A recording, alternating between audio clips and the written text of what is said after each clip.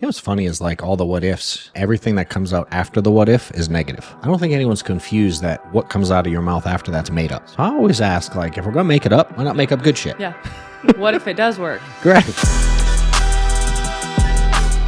All right, what's up, y'all? Got my good friend Katelynn in town, live.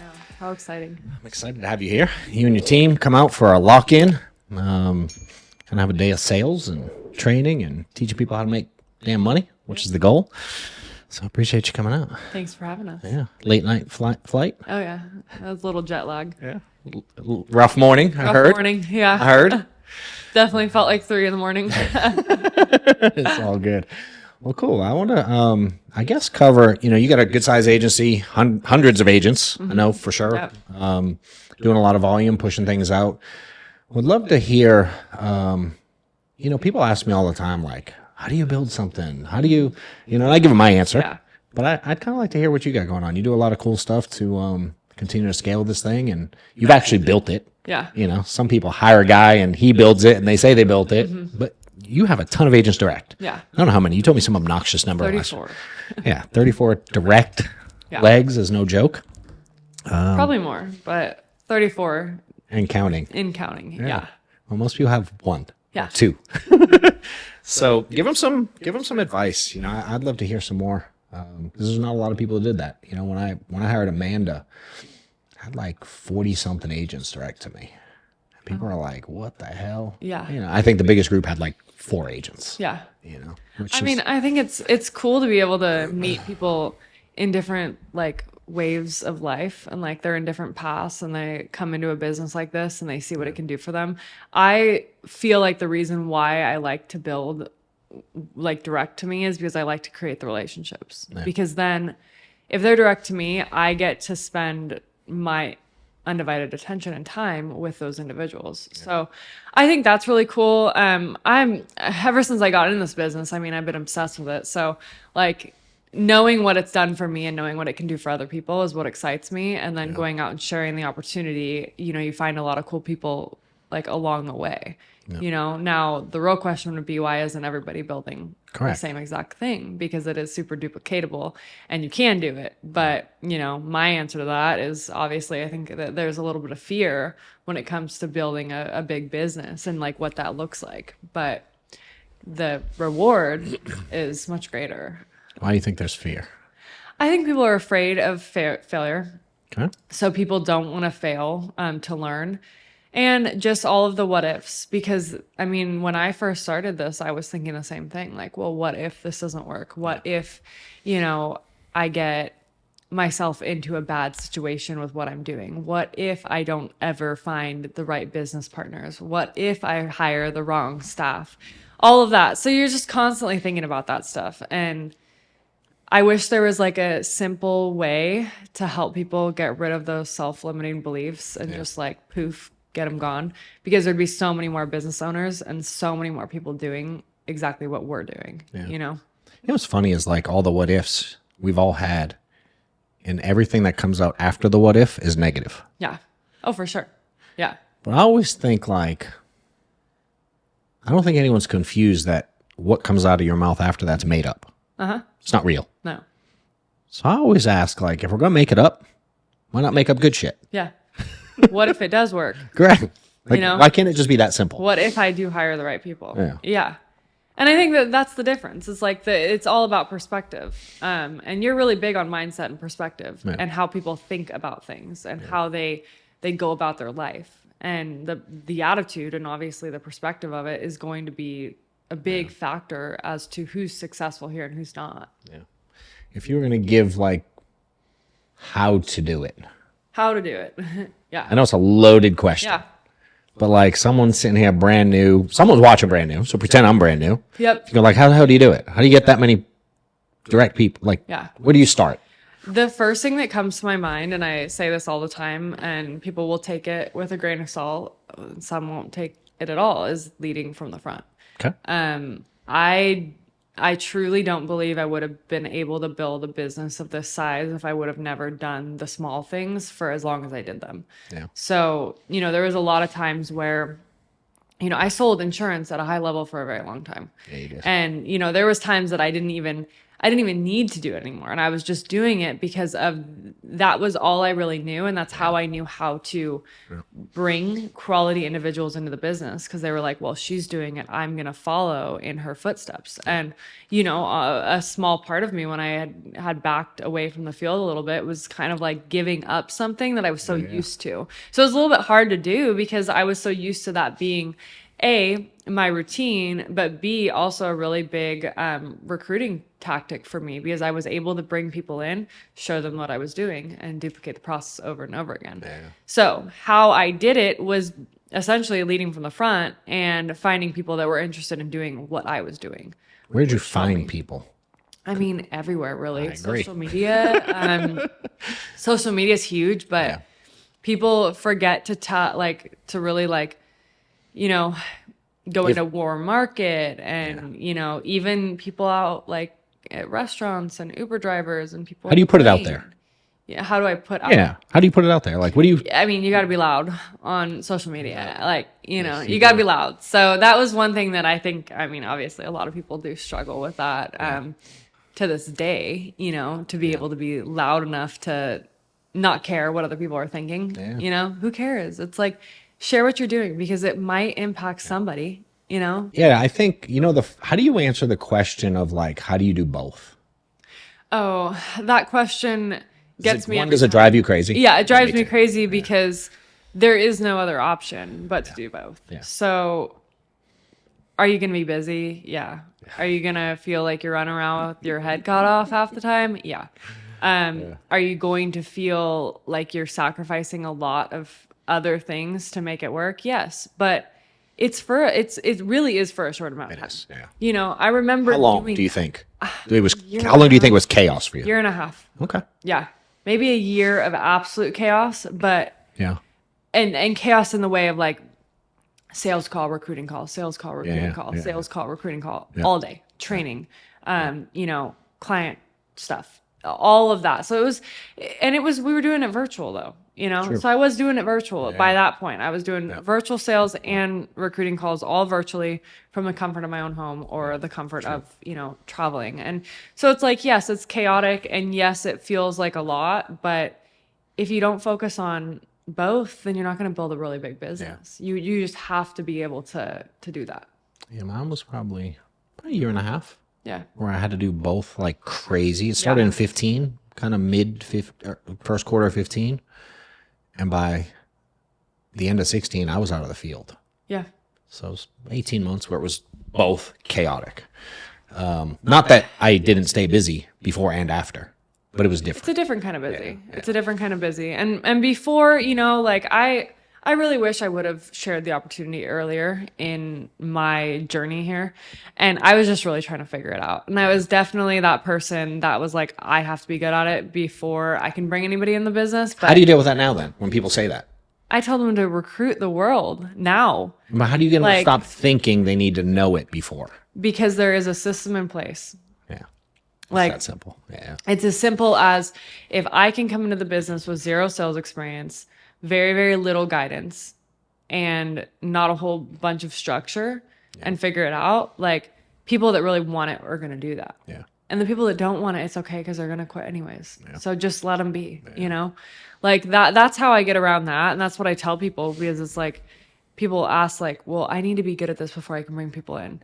It's like, don't rob somebody of an opportunity that they could be better than you. That you were given. And they could be better than you. And isn't that what you want? You want to find people that are better than you. The people that I hire, I feel like my direct agents, like I feel like they're better than me in a lot of areas. Yeah, like 100%. Whether it be sales, whether it be building, whether it be development, they are experienced and they're better than me. And I want that. Why wouldn't you want to hire someone better than you? You said the other day, you don't want to hire yourself. Remember? Yeah. 100%. Like you don't, because you're not going to get along with that person as well, you know? Do you want to get effing paid? Attend the 2-day workshop I got coming up October 23rd, 24th. 2 tiers of tickets. Regular entry gives you a day and a half access to the event.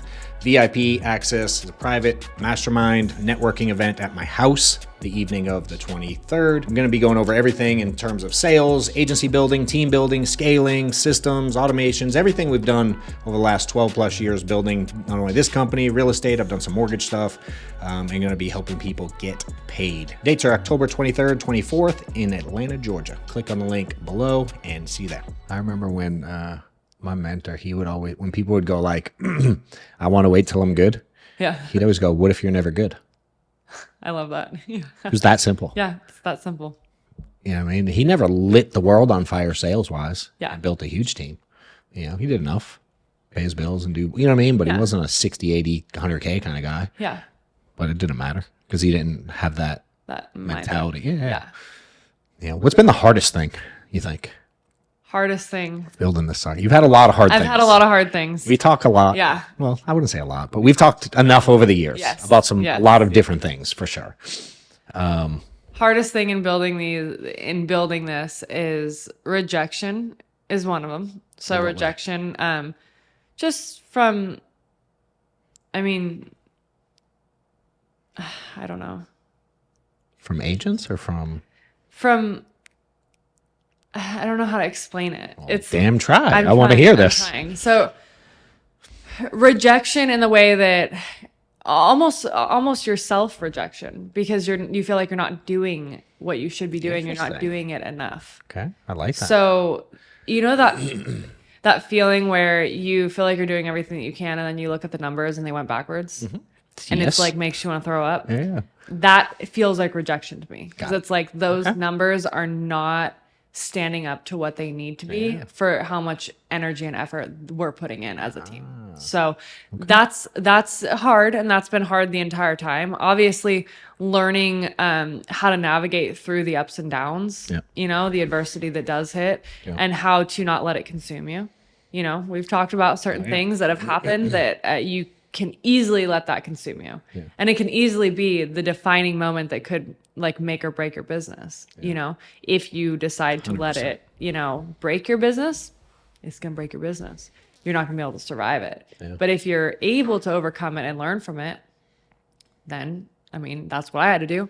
Learn from the mistakes that I've made, learn how to become better, and then do your very, very best shot at making sure that the people that are behind you don't fall into that same track, you know? Yeah. So. I remember, I'm trying to think where you were when we first started talking. I feel like I remember you doing like $500,000 or something. Probably less. Right? Yeah. I was doing like 250, 300,000 for a really long time. Okay. That was like the hardest. Yeah. Getting to that point. And then it like skyrocketed to $1 million like quickly after that. And then you get stuck again. Now we're stuck again, you know? Have you figured out why?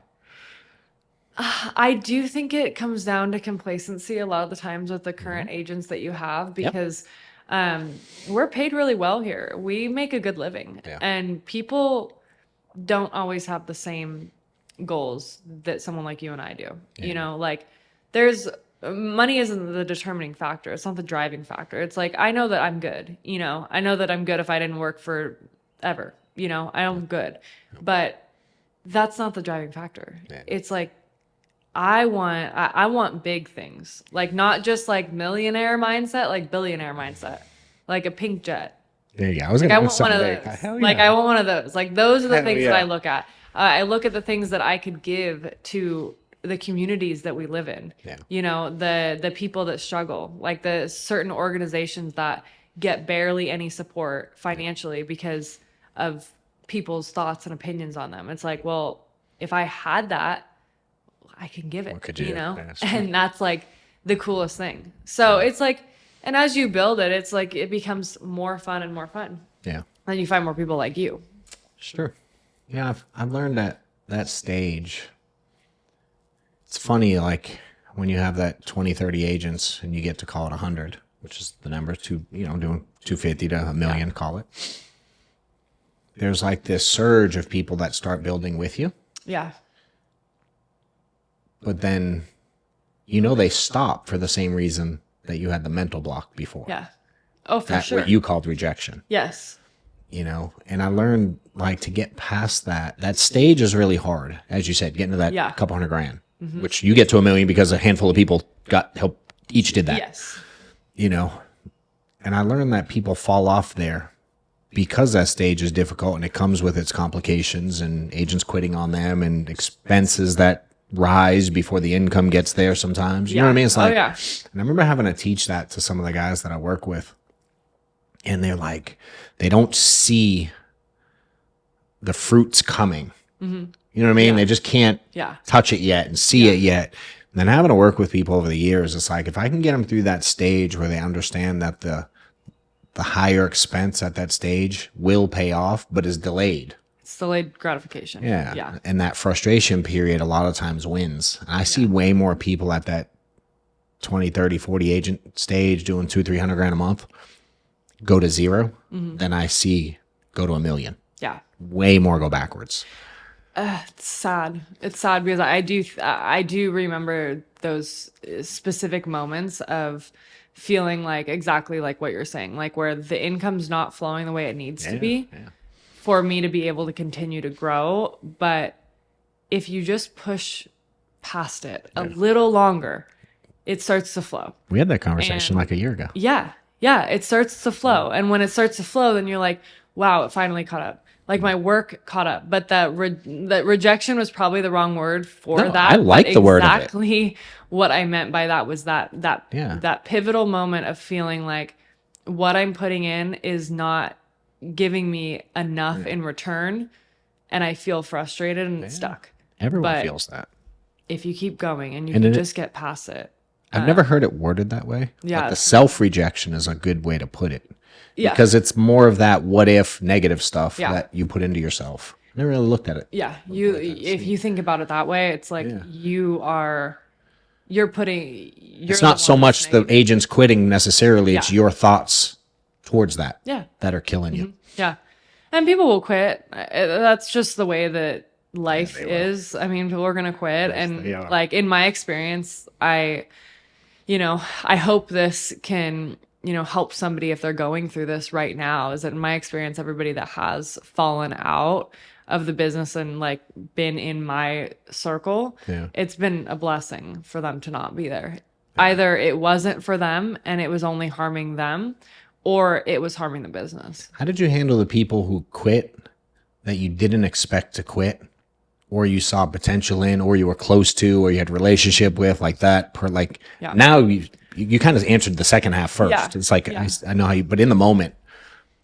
Honestly, like I've had a couple people that, I would have never expected to have turned a different corner and gone with a completely different like career shift. And, they were even surprised by my reactions when they had told me, like, thought I was gonna be mad, or thought I was gonna freak out, or thought I was gonna try and like save them. And that has been my mindset. I mean, my mindset is that I do think if you believe that this isn't the best opportunity or vehicle for you, then I want you to go find what you believe is going to be that for you. A lot of people come back too. Most. Because they think the grass is greener on the other side. And unfortunately, that's just not the way that life works. But I do want people to be happy in what they're doing. If they absolutely hate it, I mean, then it may not be for them. And that's okay. I've always tried to work, the people I work with, when I help them structure stuff long term, think about like when we tell agents, if they sell 10 policies, how many are going to fall off? Like, what should they expect? 3? They should anticipate. Yeah. They should anticipate 30% are falling off. Yeah. So I'm like, if you hire 10 people, why would you not expect any different that at least, you know what I mean? If you go maybe good people. I'm not saying 10 just off the street because you ain't going to keep 7. That's not going to be. I'm saying you got 10 good groups. 10 guys, you know what I mean? I'm like, I don't know. I always try to structure it in a way where if someone leaves, it doesn't impact us. It's that concept of like, if you're worried about one, you don't have enough. Correct. You can't be worried about one. And, it goes back to, having the amount of direct legs that I have. It's like, it is okay for my business if one people bounces, who cares? bounce. But it is. It's accounting for it. Yeah, it's essentially. accounting for it. You're accounting for it. You always want to, I'm definitely one of those people that want to know why, Yeah. Like there has been times in my business where people have kind of like fallen off the planet Earth and they don't ever give you an explanation. Yeah. And that always confuses me because like I'm pretty open. Like you can tell me why. I'm not going to be mad at you. Like I don't know what they think I'm going to do. You want that clarity. I just want to know like what was it for you, because maybe this can help people in the future. Because we can catch it faster. Maybe we can catch it faster. Maybe this person isn't a good fit and we can catch that faster. But, you just have to account for it and you have to continue to grow and not be afraid to go out there and meet new people. Yeah.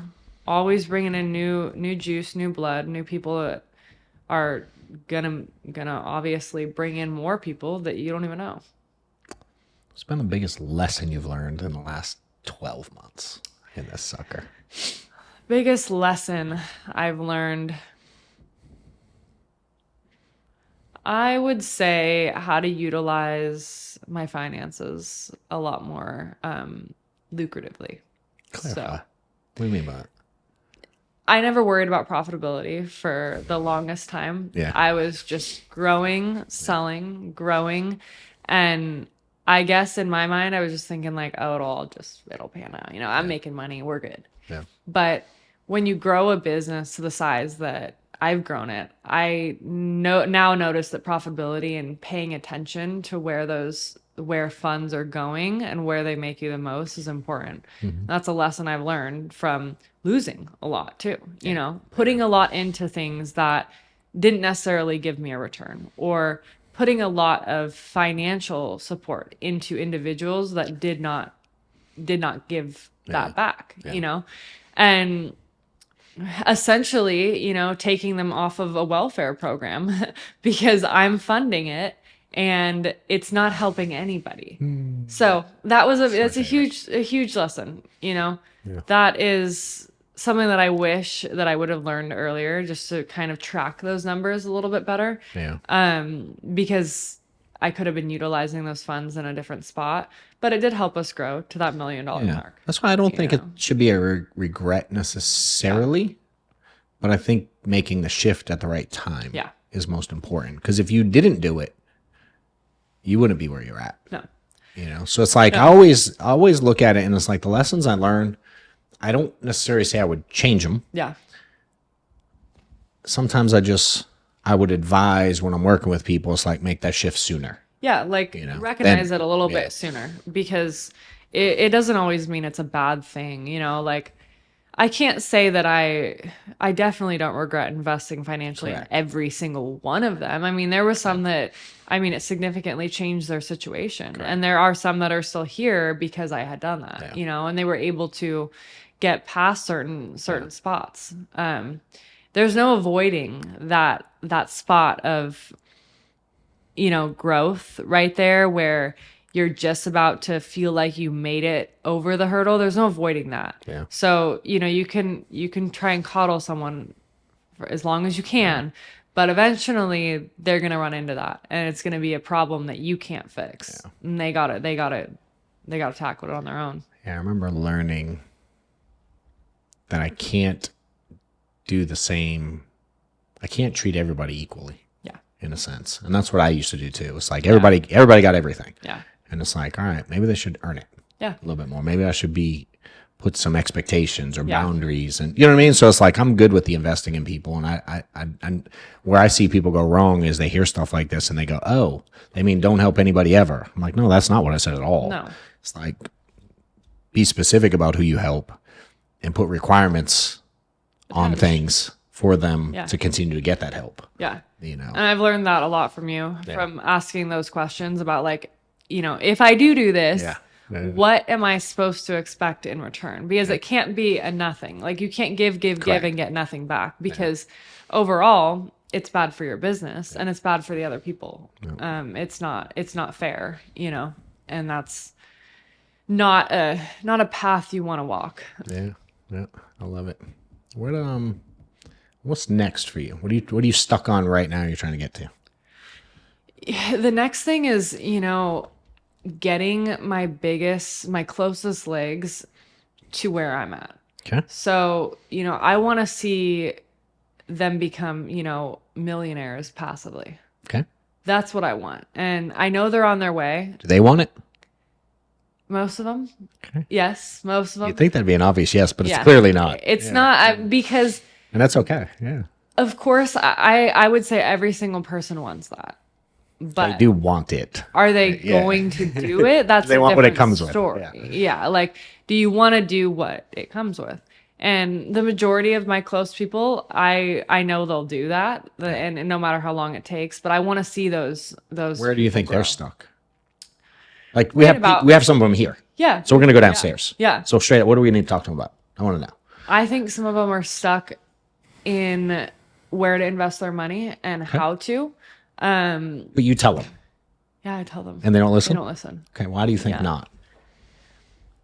There is a part of me that I feel like a lot of people think that like somehow I just got like lucky, or somehow like I got People do think that. To be clear, 100%. like Yeah. special leads or special Treatments. treatments or something. And the funny part about that is that I'm like absolutely one of the most relatable people out there. I did not come from money. I didn't come from anything special. And I had no specific guidance on how to do this. I just failed a lot, and I was okay with it, and I picked myself back up.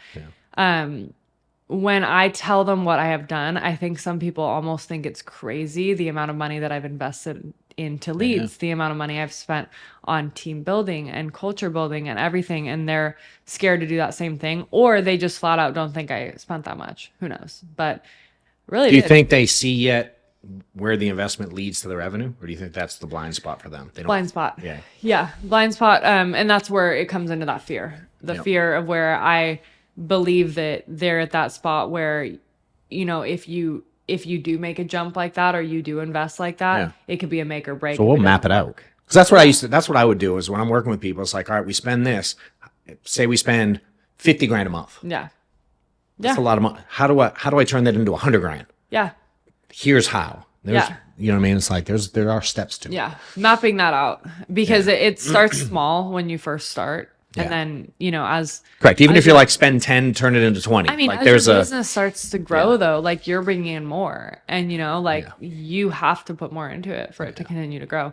I think that's where they're stuck. For sure. A lot of my closest people are stuck in that spot, and the fear of investing so much into something that could make or break their business is scary to them. It's buying revenue. Right? Like that's how business works during acquisition, say. Yeah. Like if I want to buy a company, I go, all right, how much do I have to pay? They're making $1 million. Yeah. What's the multiple? I have to pay 5x, 10x, whatever. Yeah. So I pay $1 million, or I pay $5 million to buy $1 million in revenue. Well, the $5 million goes out, but now I get $1 million forever.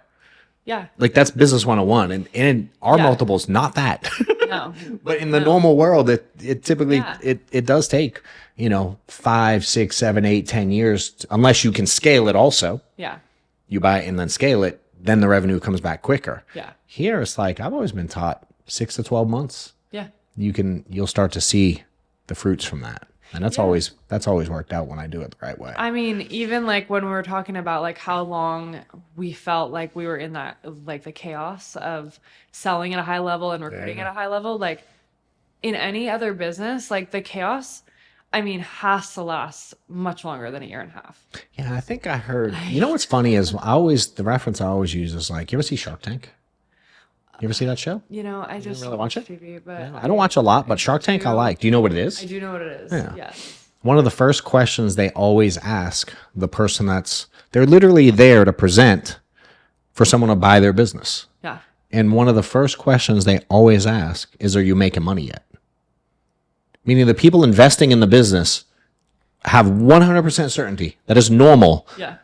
That companies aren't positive cash flow wise and profitable early on. Like, yes. That's not confusing to business people. No. It's confusing. But how often do people quit this business because they're quote unquote not profitable right away? You know what I mean? It's like, it's an interesting perspective. And you can be very fast. But in the normal business world, if you can't handle it in this world, You ain't gonna handle it in that world No. because it's even slower. Yeah, and that's the funny part. It's like they'll go out and like, you know, like look at other business opportunities. Shiny thing. It's like, oh my gosh, like this one, you can become very profitable very, very soon in this business, but it's like it's a part of it. It's like building a business is not easy. It's not for everybody. You have to be an entrepreneur. You have to have that, you know, burning desire for more and understand that there is, you know, there's a lot more to it than just the shiny stuff that you see. You know, there's a lot of work that goes into it, but I don't see a better model. I mean, I've talked to a lot of people that have come from different models and I've gone in depth with it, and there's just not been another one that has mapped it out the way that insurance does. Yeah, I agree. I'm excited about it. I'm excited about the day. Obviously, you went out of your way to go like, hey, can we just come in? Yeah, so we planned it out Saturday for those watching. This is when it's out. We're sitting here on a Saturday. Yeah. At lunchtime. Is this live? No, but he's putting it out Monday. Oh, wow. Okay. It's coming out soon. So when they watch it, it won't be Monday. It'll be like it's a couple days ago or whenever you watched it. You know, maybe it'll be older. But we're also coming up. We have, I'm having a workshop on the 23rd and 24th. Yes, at your house. So part of it. Okay. Yep. So 2 days here at the office. Okay. So there's two options. Entry level option. You come spend 2 days learning sales and building stuff and team stuff, all that jazz. But we're doing a kind of higher level VIP private mastermind at the house. Higher level package. And, you know, there's going to be some dope people there. Oh, so for if you sure. know anybody, know anybody that wants to come hang out for a little while. We just finished building the house. That's it's so a little exciting. bit in chaos still as of today, but yeah, we're gonna have some people out, have some cool guests coming in, and you know, some high level conversations about building businesses. Absolutely. And making people 7-figure earners. So we're excited about it. That's what it's all about. It is. So appreciate you coming out, and You're the best. let's go help some people. Awesome. Thanks. Appreciate you coming.